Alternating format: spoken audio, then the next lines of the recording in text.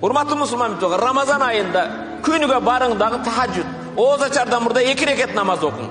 Эгер сиз урматтуу мусулман бир туган ошо 2 рекет тахажжуд окуган кечеңиз кадыр түнгө дал келип калса, 84 жыл тахажжуд окугандардын катарына кошулуп каласыз. Урматтуу мусулман бир туганым, кереметтүү Кур'ан-ы Карим. Күнүгө жок дегенде Курандан 3-4 аят окуң. Кээ бирлер Кур'ан окуй албайм дейт. Мына мешитке келгенде мен атым Абдушкүр кандай болсо ишенгендей барыңа ишенем, барың Ихлас сүрөсүн билесиңер. Кул хуваллаху ахад, Аллахус самад, лам ялид ва лам юлад, ва лам якул лаху куфуан ахад. Күнүгө силерге менин осиятым өзүмдүн насымада кечеси түнү 3 жолу ооз ачарды бектерден мурда окуп коелу. Эгер Куранды 3 жолу окуса, Куранды толук хатым кылган менен барабар болот, Ихлас сүрөсүнү.